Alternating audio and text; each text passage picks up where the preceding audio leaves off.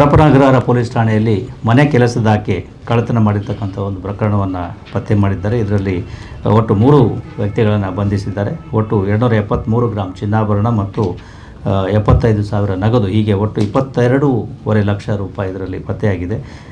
ಪರಪ್ಪನ ಅಗ್ರಹಾರದಲ್ಲಿರ್ತಕ್ಕಂಥ ಮನೆಯಲ್ಲಿ ಓರ್ವ ಕೆಲಸದಾಕೆ 1.5 ವರ್ಷದಿಂದ ಕೆಲಸ ಮಾಡಿಕೊಂಡಿದ್ದು, ಆಕೆ ಈ ರೀತಿಯ ತನ್ನ ಕೈಚಳಕವನ್ನು ತೋರಿಸಿದ್ದು 27 ಜನವರಿಯಂದು ಮನೆಯ ಮಾಲೀಕರು ಇದನ್ನು ತಿಳಿದುಕೊಂಡು ವಾರ್ಡ್ರೋಬ್ನಲ್ಲಿ ಇರ್ತಿರ್ತಕ್ಕಂಥ ಚಿನ್ನಾಭರಣ ಕಳ್ಳತನ ಆಗಿರೋದನ್ನು ಕಂಡು ಪೊಲೀಸರಿಗೆ ದೂರನ್ನು ಕೊಟ್ಟಿರ್ತಾರೆ. ಅದರ ಆಧಾರದ ಮೇರೆಗೆ ಪೊಲೀಸರು ಪತ್ತೆ ಕಾರ್ಯವನ್ನು ಕೈಗೊಂಡು 29ನೇ ತಾರೀಕು 29 ಜನವರಿಯಂದು ಈ ಮಹಿಳೆಯನ್ನು ಮತ್ತು ಆಕೆಯ ಪತಿ ಮತ್ತು ಆಕೆಯ ಪತಿಯ ಅಣ್ಣ ಇವರನ್ನು ಹೊಸಕೋಟೆಯಲ್ಲಿ ಬಂಧಿಸಿ ಅವರಿಂದ ಈ ಎಲ್ಲ ಏನು ಕಳ್ಳತನ ಆಗಿತ್ತು ಆ ಎಲ್ಲ ವಸ್ತುಗಳನ್ನು ರಿಕವರಿ ಮಾಡುವಲ್ಲಿ ಇಂಟ್ಯಾಕ್ಟಾಗಿ ರಿಕವರಿ ಮಾಡುವಲ್ಲಿ ಯಶಸ್ವಿಯಾಗಿದ್ದಾರೆ. ಈ ಆರೋಪಿಗಳು ಮೂಲತಃ ಅಸ್ಸಾಂ ರಾಜ್ಯದವರಾಗಿದ್ದು ಅಲ್ಲಿಗೆ ಹೋಗಲಿಕ್ಕೆ ಪ್ರಯತ್ನ ಮಾಡ್ತಾ ಇರ್ತಕ್ಕಂಥ ಸಂದರ್ಭದಲ್ಲಿ ಪೊಲೀಸರು ಅವರನ್ನು ಇಂಟರ್ಸೆಪ್ಟ್ ಮಾಡಿ ಇವರನ್ನು ಪತ್ತೆ ಹಚ್ಚಿದ್ದಾರೆ.